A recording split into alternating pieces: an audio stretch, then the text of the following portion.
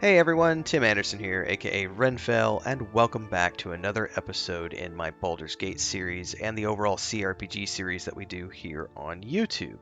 Most recently, along with some playthroughs of games like Pillars of Eternity and Pillars of Eternity 2, I have been digging into class guides for these various old games and doing an overview series called Which Class Should I Play in This Particular Game? We're continuing that today with Baldur's Gate 2 Shadows of Amn as we dive into why I think some of these classes might be a better fit for you than others. I'm going to give my take on some of the storyline components as well as some of the pros and cons for the different classes that might help you come up with the best fit for what you want to do. Now, I'm currently running a mage through the game, which is something I have done before, but many years ago when the game first came out. And one of the reasons I did it is because there's a moment in the Underdark when you have a mage battle between you and some dark elf drow wizards, and it is just so satisfying to be able to have a mage that can walk in there and just decimate those. But also because John Arenicus, the main bad guy in the story, is a mage, so it's nice to have a mage to go up against him. But there are lots of great choices.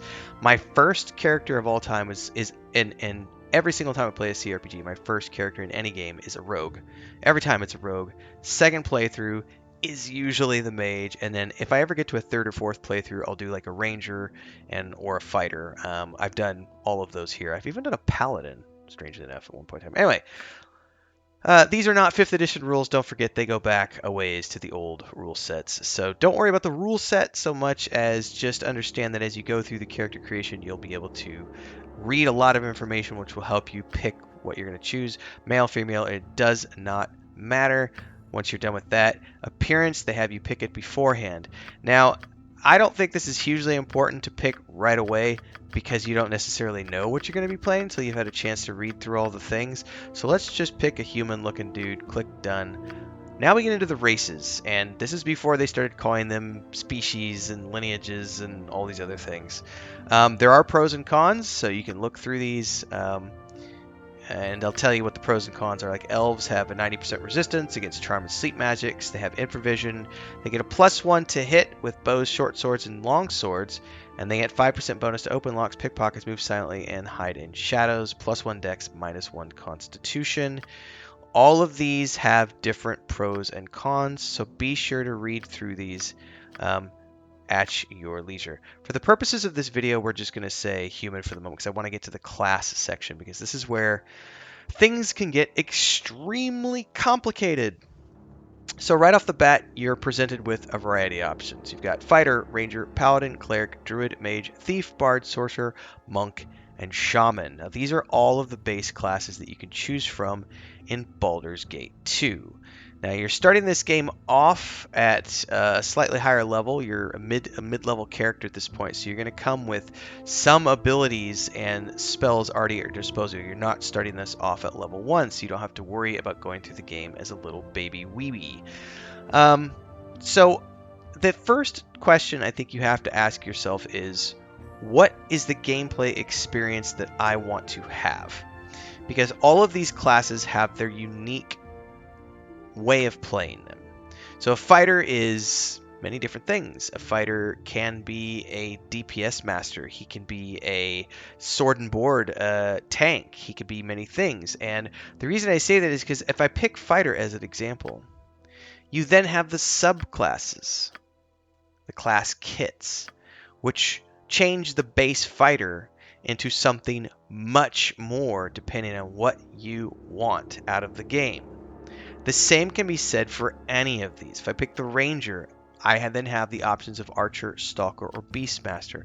A paladin can become a cavalier, inquisitor, undead hunter, or a blackguard. A cleric can be a priest of Talos, of Helm, of Lathander, of Tyr, or of Tempest. A druid can be a totemic druid, a shapeshifter, or an avenger. There are multiple class kits for each individual class in this game. So one of the first questions I always ask people is, have you ever played Baldur's Gate 2 before?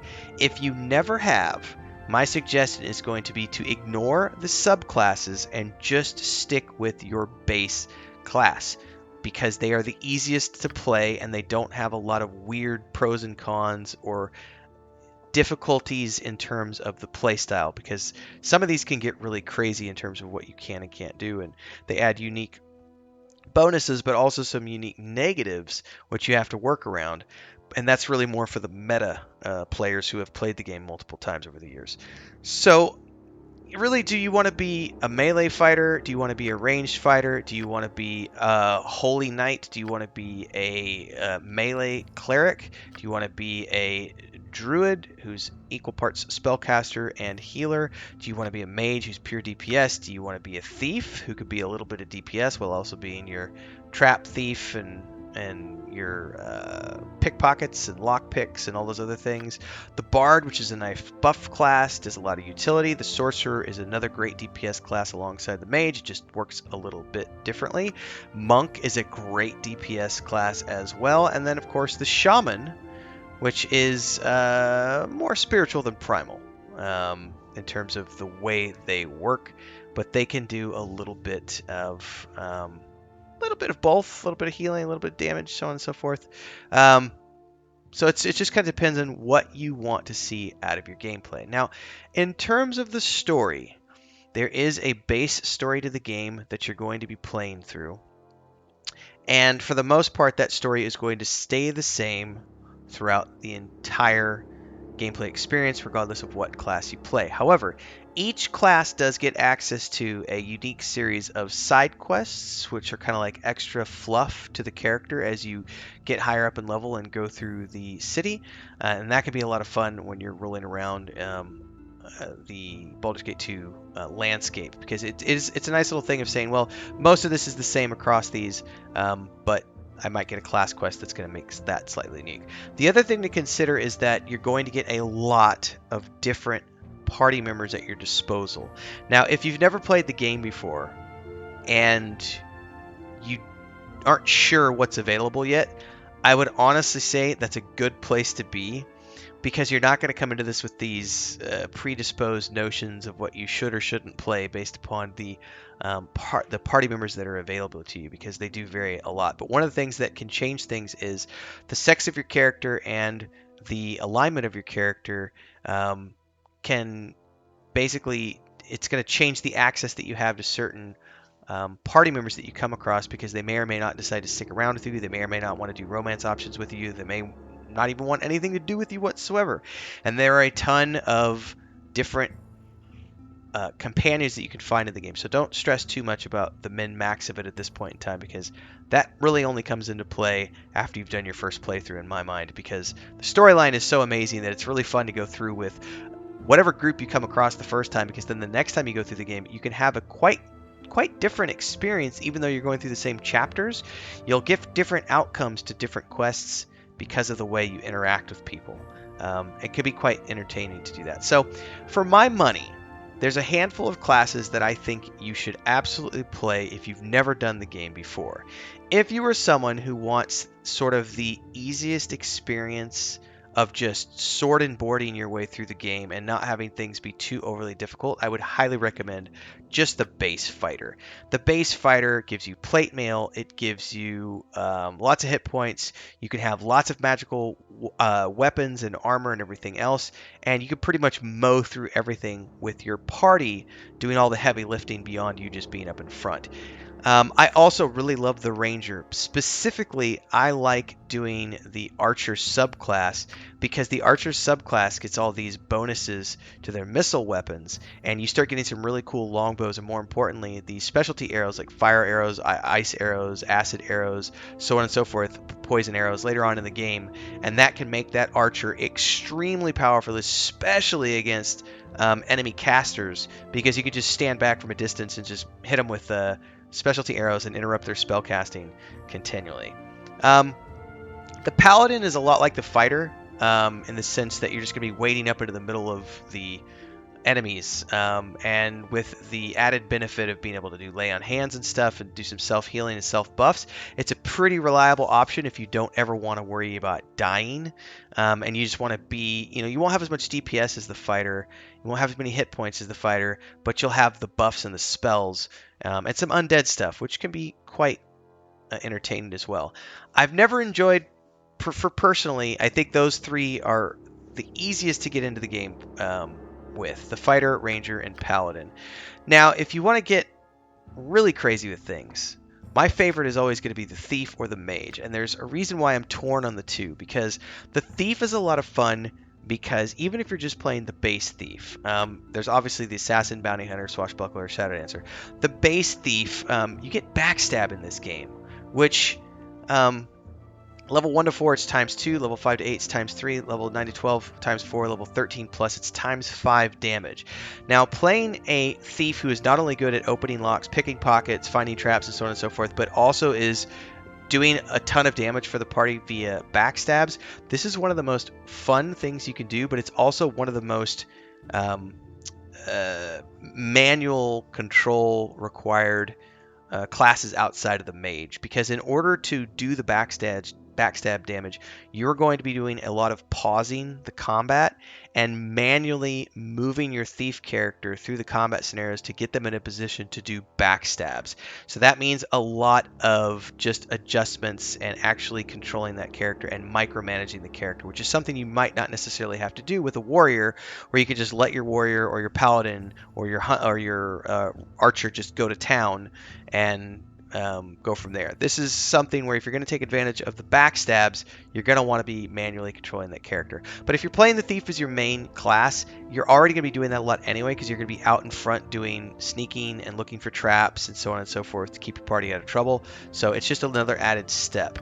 However, I think for me, the funnest character to play is the mage in terms of the micromanagement that you can do. Obviously, you have all the schools of magic that you can choose from, but I always just go with the base mage.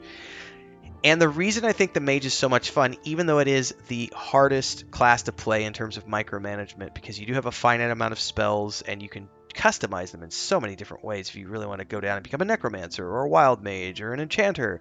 I like the base mage because you get access to everything, but also because there are a few combination spells that are more powerful than starting off with second level web and running up to a group of monsters, hitting that web spell and locking the most of them in place, then hitting them with a stinking cloud to knock some of them unconscious, and then going in with like a cloud kill, ice storm, fireball, fireball, fireball. If anything actually makes it out of that, you can run back to your party and your ranger is going to be pew pew pewing from a distance, whittling things down even further, so that by the time they actually get back to the rest of your party, your tanks can just run up and hit them a couple times and they die. But to do so requires you to level up the mage quite a bit to get access to the really cool spells that you're going to get beyond like 9th level and 10th level and stuff. But those are kind of my takes. I've never been a fan of like the shaman, the monk. I don't really like the sorcerer. I very rarely play through with the bard. My traditional playthrough is usually going to be, like I said, that first playthrough is going to be a thief. The second playthrough is probably going to be a mage, followed by like a ranger, and then maybe if I do a fourth, I'll do paladin and warrior and stuff. All of these classes are fun, so you just have to kind of figure out which one you want to play. The other thing to consider though is that things like the druid, as an example, the base druid is a caster, but the shapeshifter is not. The shapeshifter is going to be more of a melee druid. So there's lots of options to look at when you're picking your class and playing Baldur's Gate 2. It can be confusing. It mostly just comes down to what do you want out of your gameplay session, because there are enough permutations that you can go into any of the classes and subclasses and find something that's going to suit you. Hopefully you have found this useful. If you did, don't forget to like, subscribe, and hit that bell icon so you never miss an update as I continue to do Baldur's Gate 2, Pillars of Eternity, Icewind Dale, and other CRPGs and beyond. Support if you can. Keeps me on the air, keeps me doing this full time. You can do memberships here on YouTube. You can do memberships over on Patreon. You can also do super thanks on these videos, or if you catch me on a live stream, you can do super chats and stickers. Don't forget we have a Discord as well. Links are down below. I'll see everybody in the next episode. Happy gaming.